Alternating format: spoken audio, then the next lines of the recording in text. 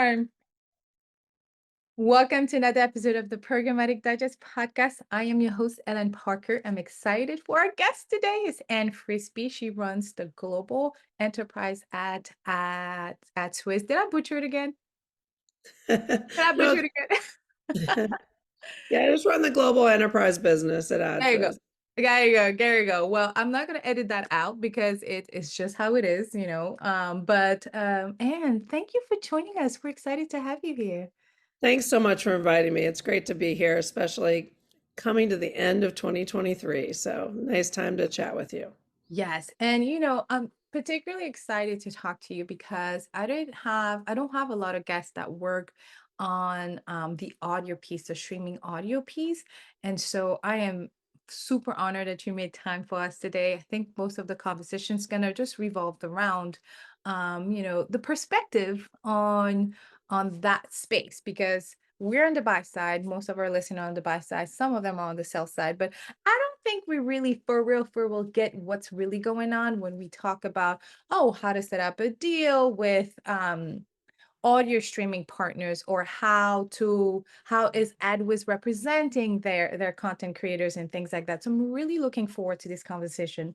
But first thing first, I do want to know who Anne is. So take a few minutes to let us know how you landed in programmatic per se.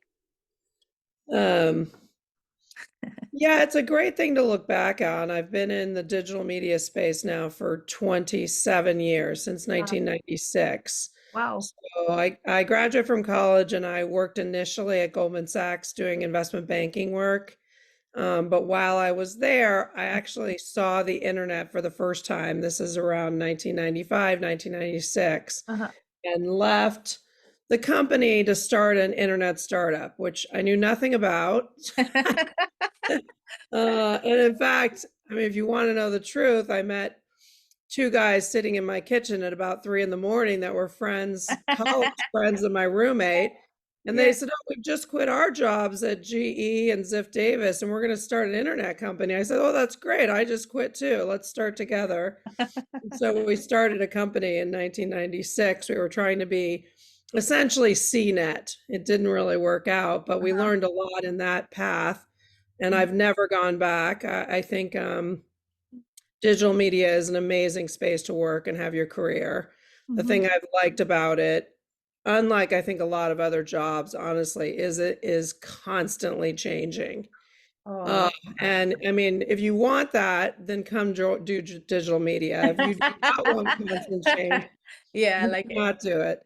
But I've really been fortunate because I think a lot of the major changes Mm. in the industry I've been able to participate in from the very, very beginning. I worked on search marketing before Oh, wow. Google had begun its search marketing ads Uh-huh, campaigns. uh-huh, uh-huh. I started working in mobile in 2008 when the iPhone launched, Mhm. and I launched a mobile video exchange at InMobi in 2014 time period.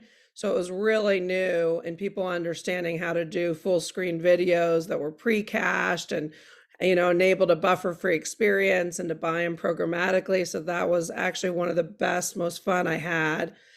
And then in 2020 in COVID, I came over to AdsWizz to work on digital audio.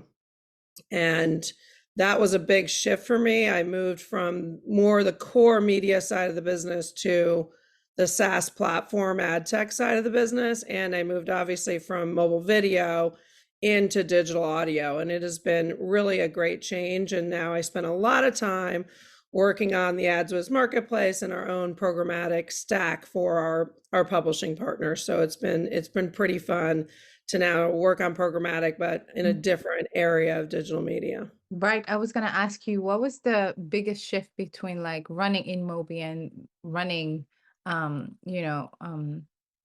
running at Swiss? Like, obviously, in Mobi, very mobile, very supply, and now you're like, what is like? Help us understand the biggest differences for us buyers. Yeah, so it's interesting. I would describe InMobi actually as very demand centric. It really was built initially on really working with major advertisers understanding their needs across both direct response and brand side of the business, and building platforms for those advertisers.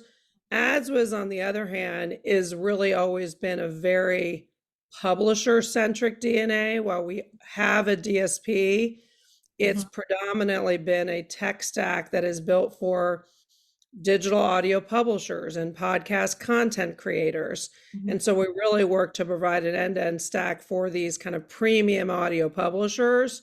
Obviously, that gives them the tools to be able to run their direct sold campaigns and their sponsorship campaigns, but also obviously to execute buys on private marketplace buys for their supply from a mhm, programmatic standpoint. But I think that DNA mhm, being on the publisher side is actually quite unique.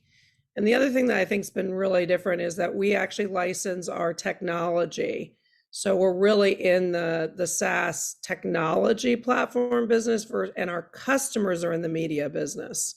So mhm. that's obviously also quite a big difference from other players, I think, in the space.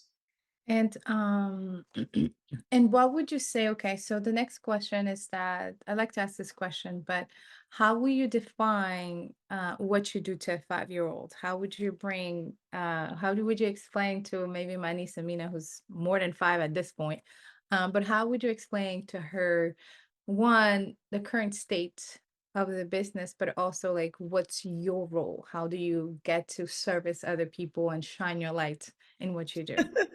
Well, I'll tell you a funny story, kind of to Okay. kick that off, but and then I can answer maybe more directly your question. So when so my kids today, I have 3 kids, Huh? are 21, 20, and 15. Those are my kids' ages today. When Okay. my first two, before I had my third, were Yeah. 3 and 4 years old. They had this like, I think a lot of people will remember it, but they had this like yellow and red plastic car in the backyard where Oh, you'd yeah. power with your feet, The they'd get Flintstone in car. the car Yeah. and then power with their feet. And I remember watching them one weekend and they're like powering it with their feet and they're getting out and they're going to this table and Uh-huh. they're pretending to talk on the phone and then they've got like a coffee mug and then Mhm. they're drinking. I'm like, what are you guys doing? They're like, oh, we're going to work like mommy does. Because like I had taken them at the time I worked at Yahoo Uh-huh. uh, in the Sunnyvale campus, and I had taken the kids to Building B, which is where I worked for anyone listening that was at Yahoo at the same Yeah. time. Um, and they had these latte bars, right, set up. So they would come with me and they would go to the latte bars and get hot chocolate. So to them, it was like mom drives to work, she gets on the phone, she talks to people, and she drinks coffee. And I kind of laugh because I think, well, how have Uh-huh. things changed? Like they're not that different. I mean, we do a lot more Zoom videos now, right, than we used to. But I think, a lot of it is relationships and building relationships and Yeah. Mhm. being able to talk to people and have them Yeah. trust you and explain how things work, right? So it hasn't changed that much. That's so funny. I call it the Flintstone car. I never grew up having those cars, but I always fantasize having them. Yeah. Yeah. However, now that I have a 2.5 years old and I have a husband who's really into cars, I mentioned to him, "Oh, I'm gonna get Jay the Flintstone car," and he said, "Oh no, she's getting the electric Jeep version Exactly. of, Now they're like you very cool. like I can control her from my phone." I'm like, "What in the world? What happened to making her like struggle a little bit?" Yeah, Um, so my third child had one of those cars, but my yeah, first you 2, it was upgraded like her. analog world, right?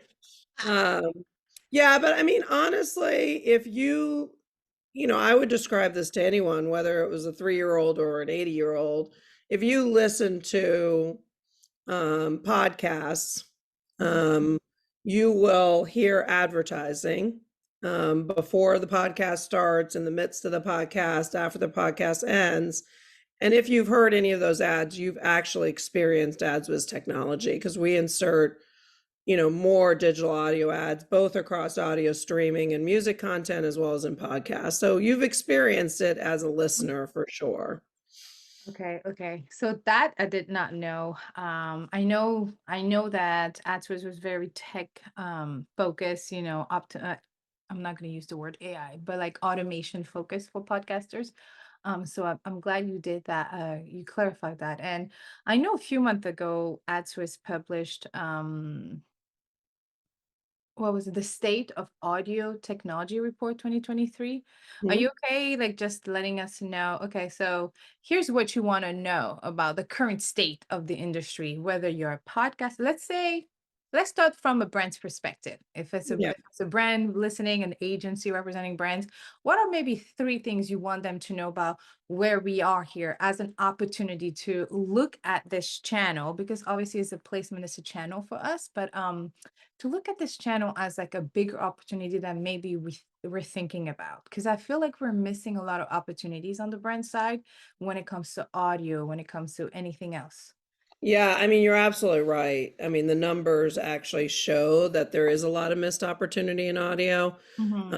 Right now, I think that if you compare kind of time spent in video digital investment and then compare time spent in audio and audio digital investment, it's probably a 10x delta between the two in terms of the gap, right? So there is absolutely, I think, a tremendous amount of opportunity in the audio space. I think audio has typically been, initially quite separate, right, from the Hmm. radio broadcast days, and it's really changing with digital audio. And in fact, I feel like podcast listening, and just the tremendous success that direct response advertisers in the early days of podcast had, and really realizing how effective podcast advertising was. Wow. I think this is the case like throughout the history of digital media. When you see direct response advertisers spending hundreds of millions, billions of dollars, like they've gone from testing something to realizing that it converts and it delivers results. Yeah, yeah. I think, after maybe a 5-year period, and we've sort of passed this now in the podcast space, that's when brands realize, okay, this medium is really effective, and we need to figure out how to make it to work on our metrics and the way we think about buying advertising so we can compare between our different, multi-channels that we're marketing on. And so I feel like podcast has really put audio on the map in a bigger way across a more diverse set of advertisers. We particularly saw this year, um, I mean, on our platform, just into our marketplace, there were more than 700 new buyers into that marketplace this year who started testing. And some of this is what I'm seeing is from like CTV advertisers, video advertisers who are realizing, hey, I can actually extend my buys and my audiences into audio formats and Hmm. do it in the same way I'm addressing these different households, Hmm. but have a different way that my creative is experienced and a different listener experience. I mean, a ton of audio is obviously you have your earbuds in and it's very one-to-one. You're in your car. Some of it's more similar CTV where it's a connected home device, but I think we have seen a lot of non-traditional radio buyers, I'll call them, starting to really see the value in audio. I like And that. Yeah, yeah, and do you think, okay, so for OTT CTV, TV, there is a lot of conversation about how, traditional TV is continuing to decrease, compare digital TV, streaming TV, whatever you want to call it these days. We yeah. see net increase here and there. Is there such thing for the audio world? Is it like terrestrial radio? It's Same decreasing things compared. happening. Yeah. Same thing is Yeah. happening. Okay. So like I if you don't look hear at it any of often. your yeah, if you look at any of the major broadcasters Yeah. in the US, that they'll have growth on the digital side of their business, but they will have softness and decline on their more traditional linear radio properties. So there's absolutely a move coming over, but I think audio to some extent has just exploded beyond what radio used to do. So there's much more opportunity, which is why I think we're also seeing a lot of the video and more traditional digital buyers expanding into audio, because obviously the amount of time that consumers are spending on listening to digital audio experiences, in large part because the explosion of such great Right, content on the podcast side, right. right, has really kind of changed the way from radio listening where it was like, oh, I predominantly listened in my car to In my now car. I've got it on my phone, right? I have it with me all the time. I Yeah. have it on my connected home devices. So it's really, I think, expanding the way people think about how do I reach consumers in those listening experiences that can be very intimate and very impactful in terms of my campaigns. And okay, and so would you think that if a brand is investing in CTV and OTT, they should absolutely 1000% invest in audio? Yeah, it's going to be interesting to see. I think that audience extensions from CTV into audio make a ton of sense because you're Yeah, going I to reach think so people too. at different moments of the day and Mm. different like listening experiences. I Mhm. think what's going to be interesting to me, even though, is maybe this is controversial, maybe it's not, but this is already happening. I don't know how much more it will happen, but how many of the video experiences would be better served as audio experiences? Mm. So think about like on the mobile app side, this already started happening, right? Yeah, Where people are starting to leverage audio ads when whatever the experience is, I'm listening to music, right? I'm on an Audio Mac app and I'm yeah. listening to music streaming, right, from my favorite DJ. Mhm. And that image is no longer in the foreground, it's in the background. You're doing something else on your phone, you're just listening to the music in the background. Yeah. That's a better placement for an audio ad than a video ad that's measured on viewability. And I think this kind of play is going to continue to happen across all types of devices. There's some devices on the connected home side, right, that don't have a visual experience, but there's many devices that have a visual experience. But the question is the consumer using the visual experience, or would the creative be more impactful if you ensured that your Yeah. message was actually in the audio, that your brand had an audio brand to it, right? Like a voice. Mhm. So anyway, I think it'll be interesting as this plays out. I think there's a lot of upside still in the audio industry for buyers to really start to figure out when is it better for me to potentially make sure I'm using kind of audio first creatives, Mhm. Mhm. and taking advantage of really making sure that I'm getting the attention from the listeners, Mm. and not relying on visuals that they may not be using. That's so deep. Okay. Okay, that makes a lot of sense. So I think we were about the original question was three things that you would want the brands to know. So let's recap three things we want the brands to know, and maybe three things you want a potential listener to know about podcasting, because it's really huge, right? You just mentioned how podcasting has shifted some of the behavior or influenced some of the behavior. So let's go to the three things you want brands to remember. One I would say is that audio inventory is as addressable as video inventory. I think there's a Mm, lot of confusion on that. I glad you think we do clarified. see the CTV buyers buying programmatically into audio inventory. They're able to use a lot of those same household graphs that Mm, they've kind of optimized for their CTV buying. They're able to use that in the same way into audio. So I think that has been a misconception, sure. and I think that would be probably the number one thing I'd love them to know. Hmm. The other thing I would say, and this maybe is for less the CTV buyers, but more the original radio buyers who have spent Yeah. a lot of time and understand audio and transitioned a lot of that money into digital, Hmm. that the creative they use for audio streaming Hmm. inventory, that could be, radio stations that are being listened to digitally, that could be music streaming services, that creative is very different than what a listener on the podcast side expects, Oh, right? okay. Like you often in the audio streaming creative may have like background music that plays that kind of fits a music experience, but that's very jarring in a podcast. Podcast ads are usually very informative sounding and kind of more high level sponsorship oriented, or may leverage a sponsorship voice or a host-read voice. So they kind of blend into a talking experience versus a music experience, right? Okay. So I would just say that there is unique creative between streaming and podcast, would maybe be my second major source of advice to the buyers. Uh-huh. Um, and then I would just say, like, I do think that a majority of premium content is now available programmatically. Mhm. It's been a really big year for podcast programmatic growth. It was already a big part of the music streaming and kind of other forms of audio streaming Yes. inventory.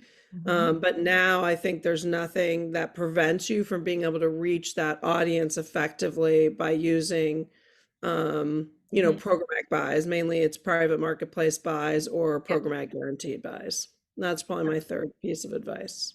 That those are really great. Thank you for clarifying and demystifying a few of those myths we have on the bus side. I attended the Navigator conference in New York. That's a conference held by the Bueller Tech. And a lot of the publishers were advocating for direct deals over programmatic. From a revenue perspective, I think would be the number one reason. And for more of a personalization, customizable, experience, I would say, for a second reason. Do you feel or do you see that it's similar on the audio side? And again, the Yeah. publisher I'm talking about our website, base apps, things like that. What is your take? Yeah, so a majority of spending Mhm. for audio inventory is still executed on an IO basis. Okay. So that is a majority. I think CTV has a much higher percent on the programmatic side than audio today. Mhm. Um, I think that the one thing, while we have some technology to automate host reads, I think a lot of the sponsorship and kind of host read Yeah. buys on the podcast side are still executed on a direct basis, and those can be extremely effective. Yeah. Um, but what we're seeing on programmatic, which has really risen significantly this year in terms of spend, is that sometimes it's the minimums to spend on the direct side, particularly if you're doing host reads, can be quite high. Mhm. If you're a first time buyer in audio, those can be a bit difficult sometimes to say, okay, I'm going to buy this one show with this one host for $100,000, right? That's a lot to like cough up in the beginning. And Yeah. so there's a lot of smaller brands or just new brands kind of testing audio that are able to do it on the programmatic side with like less overall budget commitment. So it can be a good way to, if you're new to audio, it Mhm. can be a good way to kind of get into audio, start testing it, and then make decisions of, okay, do I want to start buying some of the amazing assets that may just be sold on the direct side? Or is this working for me, right? And it just depends on the buyer, what the budget they have, what their goals are, what makes sense. But That is great, and actually got me into one last question before the closing segment. Um, Not so much what are your projection for 2024 on, but a big conversation around after when we put OTT aside, because that's a big conversation. A big conversation is cookies deprecation. As much as I hate bringing it up. yeah, I know you mentioned that a lot of what we do on the other side is addressable. It's you can really get targeted down to that household. And so what are some prediction in terms of like first party data, in terms of even like should audio continue being looked at or considered as a contextual targeting extension, or um, how are you looking at data audience targeting? Because that's a yeah, super, super, super important part of what a buyer does is audience targeting, data targeting. exactly. What's like your prediction, your point of view on that topic of, how can we now not only contextually target via audio inventory, but how can we make sure we're targeting that audience as relevantly as possible? Yeah, I think these are really good questions for 2024 and very top of mind from what I saw in the IAB Hmm. recent kind of board meeting slides on what buyers are thinking about and concerns they have or areas of focus. I think audio's in a pretty good spot, and certainly investments in our platform have been preparing for a lot of these changes. I feel like there's sort of two key things going on. One is premium publishers absolutely have, many of them, not everyone, but many of them have continued to work on their own first party data strategies so that on our platform where they have first party data, they're able to leverage that Hmm. for their buyers to be, to be able to use. And so we make sure on the platform that we're able to effectively integrate that first party data from the premium publishers and that buyers can buy against that where it's available.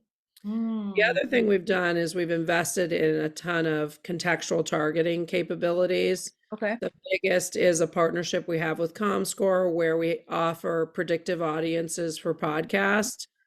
Mm. Podcast is a little tougher on first party data for everyone because obviously there's a third party player like an Apple podcast or Yeah. Pocket Cast or Overcast where consumers listen to that content. So it's really important to have contextual targeting for that inventory. And the nice thing about podcast is it's pretty niche content. I mean, I think if you're a podcast listener, you tend to listen to podcasts in the areas in your life that you're obsessed with. Hmm. You want like more information than what just is generally available kind of at a surface level. I don't know. I'm a sports person, so I listen to a tremendous number of sports podcasts, particularly on the NBA. Uh-huh. And it's like, I want to know what everyone's saying beyond what's just the normal press, right? And that tends to be a very podcast like listener mentality. It's like it represents the passions of your life, you know? And so we actually transcribe millions of podcasts and make sure that we know the full context of all that's being said on that podcast. And then we work with Comscore to have that turned into these predictive audiences, and those do not rely on cookies. It does take into some value on the first party data that Comscore has on their survey panel and combines it with this in-depth understanding of what those consumers are listening to. And then it has contextual targeting segments available for buyers to spend on. We've seen a really big increase in the usage of those segments. So I think buyers this year did start understanding they need to test things besides third party data segments that are likely to go down in scale Hmm. in 2024. And so I kind of feel like it's Yeah. the two sides right now. Right. It's the Right. first party side and it's the contextual targeting side that people are investing more on. And this, I know I said it the last question, but your this whole conversation just made me think about one last thing because right now the big thing is MFA, made for advertising. I like the term made for arbitrage, and that I'm quoting somebody in Digiday, and I should probably remember her name, but anyway, um, we're struggling on that side of the water. Like what is considered MFA, but not so much like we know what MFA is according to the Jones Media definition. But as a buyer, when you're downloading, which I work a lot about with a trader, and I'll use 30 seconds to let the listeners know that we have a program. It's called the Reach and Frequency course. And the program takes you from fundamentals to optimization. And during the optimization part, we have live report that every single person in the cohort gets to optimize. And so the best way we optimize when time is not allowed or optimization is probably not as valued as it should be where they work is that we look at the site list and then we determine if we exclude or include the site list moving forward based on very black and white KPIs. That's how we make decision. If CNN.com is very high CPM, very low return, and CNN.com, please, it is just a simple example for the sake of this example. But if CNN isn't working, we literally exclude them based on those KPIs and based on maybe their overall objectives. So when it comes to audio, what what how do you define brand safety? How do you define transparency?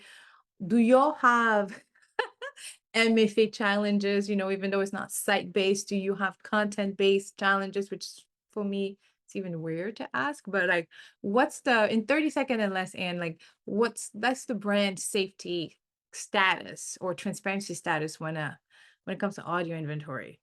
Yeah, so very similar to predictive audiences, when we take those transcripts, those full transcripts, we Mhm, also work with ComScore to enable them to score against brand safety mhm, each of those podcasts based on exactly what's being said in the podcast from the transcripts. mhm, And then you can actually layer on whatever brand safety guidelines you have and run your buy. And I would say in terms of transparency, that was a big focus mhm, a year ago. I think that the inventory now has really, like, at least on the podcast side, you're talking about show level transparency now, not just publisher level networks, right? Which is not, when it mhm, comes to brand safety, like a network can have tons of shows about tons of things. It doesn't mhm. mean anything.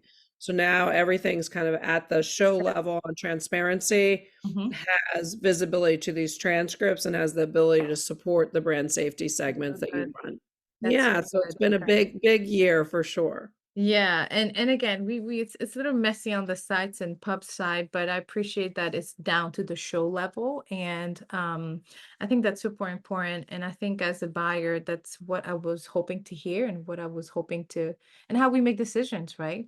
And so it is an absolute honor to have you on the podcast, Anne. And I want to ask you this, just to leave us with your word of wisdom here. What is something you learned um in this industry that maybe you wish you knew as a freshman, as your freshman self? What is Yeah. something you know now that you wish you knew when you first started, whether it was in 1996 or in the early 2000, what you mentioned earlier? Yeah, so my kids, as I said, are 21, 20, and 15. Uh-huh. And our baby, the 15-year-old now, Uh-huh. um, I think I would have had her earlier, but I was trying to like plan that pregnancy around my job at the time. And in the end, because the company's not planning its No. Yeah. acquisitions or its financial plan or it's changes in workforces around you having a family. And Uh-huh. so in the end, I had her a year later because I was like, oh, that'll be better for my career, so let's wait a year. And in the end, it was probably worse. I should have just had her a year earlier. Mm. And so I always like to tell people, like, Oh. whatever you're doing in your family and your life, like, you should do that independent from your career. It'll work out. And I think, you can't count on whatever you're thinking is going to happen is really you can't see the future for any company you're working at. And so you might as well just like plan your own family. And so that's, I think, the advice I always like to give people. Because it's hard. You always have these trade-offs, right? Between, especially women that have the babies and go on maternity leave. And men do too, but No, of um, course. yeah. But I think that's the one thing I tell people in terms of advice. If I had known that earlier, we'd probably have less of a space between our first and second and our third. So, but anyway, Oh man, that's so good, because as women we like to use the word relevant based on, am I still relevant professionally because I've taken a few months off to take care of the kids, or my maternity leave was a year long. In Canada, apparently they have a whole year maternity leave. And their concern is that, am I still relevant? And next thing you know, I'm like, most of us had 4, 6 weeks of maternity. This is great. But I appreciate you normalizing this conversation, and also giving anybody that's listening permission to just go after your own heart, except, instead of what you think your job is going to be or not be. So thank you. Thank you, Anne, for coming by. This was very, very, this is very, very cool, because like I said, I was looking forward to learning more about the audio streaming. And as I'm consulting some of the clients, they always ask about what about audio? What about CTV? How does Exactly. that work? And Good, I'm glad to hear it. They're finally asking. That's no, they're great to hear. asking. They're asking. I'm always like, Good. I've used it as several, upper to mid funnel, but I'm pretty sure you can even layer as a lower funnel. And maybe that's the conversation for us next time you come by. But thank you so much, Anne. We appreciate you. Before we leave the podcast, if anybody needs to reach you or somebody on your team, where can they do that? And Frisbie at adswiz.com. I'm reachable anytime you want, for sure.